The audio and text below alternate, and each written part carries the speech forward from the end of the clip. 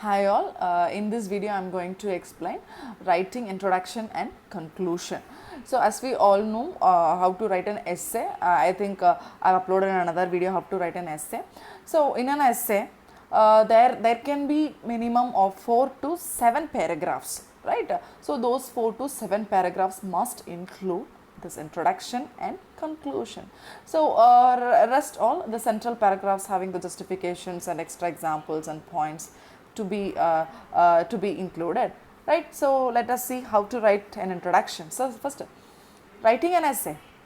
The most important factors to consider when writing an essay are a proper introduction and conclusion. So these are the very much important, right? So these two paragraphs are the backbone of an essay. So introduction and conclusion are like backbones. So they can make or break an essay. So that much weightage is there for an introduction and conclusion. Okay? So let's see how to write an introduction first. So the introduction, first impression are very important. So while we already have this thought while we are starting to read a book or something, the first few lines should cover us, should attract us, or else we will lose the interest to continue further, right? So the first impression is very much important. So first few lines called the introduction is very much important in writing in whatever essay, right? So first impression are very much important. So start it by the motive to impress the readers. The first sentence of a paper set a stage for a lasting opinion, actually for a lasting opinion. So while starting an introduction, the first sentence itself should be more attractive, and then only it will grab us to the further sentences, right? So the start of the introduction always grab the attention of the readers. When start an introduction, don't blatantly announce the purpose of the essay. So while starting itself, don't say that I'm going to explain about the essay is about. We cannot say, we should not directly go to explain what the essay is about. You can start with any twist or a question or a story or an example or a statistics. So many ways are there to maintain the suspense in the beginning, to attract the reader's attention, to kindle the interest of the readers. So many ways are there to start an introduction, right? All right, let's see. When writing an essay, important concepts to keep in mind are: clearly state the subject being dealt with. First of all, what you have to do is, in the introduction, introduce the subject of the essay, on what topic, on what basis. It's not a topic, it's not like what the subject is, what the topic is about. It's like a subject, what is the core point, the theme the essay is going to revolve around. State the narrow topic the paper is focusing on. Later you come to the narrow topic, the particular topic, not the general topic, the particular topic what is the essay is going to discuss. Welcomes the reader with a general statement that engages their interest or that they can agree with. So start the essay with the welcoming of the readers. First of all, while starting an essay, you should keep the reader in mind. What type of reader, for what type of reader the essay is about, the essay is going to reach, right? So and then you welcome the readers by engaging them, by kindling their interest. Set the scene for the discussion in the body of the essay. So you can start an essay by discussions, by setting any scenes or any examples or any statements or any statistics. Build up the thesis statement. The thesis statement is very much important. So I already explained in the how to write a paragraph about this thesis statement. Thesis statement is nothing but which tells exactly clearly about what the essay is about. That is what the thesis statement is. Prepares the reader for the thesis statement and your argument or case, but does not introduce point of argument. So the thesis statement should be in the beginning of the beginning of the essay, which can be at the last of the introduction, right? So that should contain the gist of the entire essay. So the entire essay, what is the argument about, whether it is an argumentative essay or it is a narrative essay or it is a descriptive essay, anything it can be, but the thesis statement should contain what is that, the gist or the solid subject of the essay, right? So the next thing is concludes with the thesis statement. So the introduction should conclude with the thesis statement. The thesis statement should be situated in the beginning of an essay, but last at the introductory part, which tells the subject, the entire subject, and the type of the essay itself, right? Okay. So in preparing the reader for the thesis statement, there are many approaches in writing an introduction that can be taken. So there are so many approaches we can kindle the interest of the writers, interest of the readers to know the to examine the thesis statement. So first thing, provide historical background. You can provide the historical background where the essay arrives. Outline the present situation. You can state any statistic or any present situation. Define the terms and conditions. Define the terms on what basis the essay is growing. State the parameters of the essay. So on what basis, on what limitations, the parameters the particular essay has grown. Discuss assumptions. Present a problem. You can start with presenting a problem, but not by giving any solution to it. It can be under discussion, but it cannot be under judgment, right?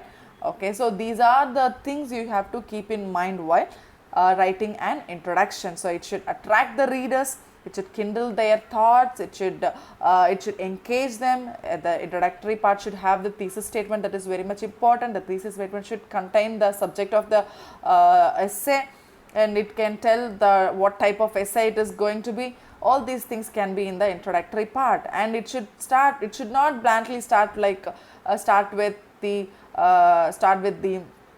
what is it, about the essay. It can start with any of the opinions of the reader. It can claim a question, it can claim a doubt on the reader's mind. So all these things can be in the introductory part, and an essay can start by a historical background, can present an outline of the situation, can tell about the present statistical data, or can start by a present situation.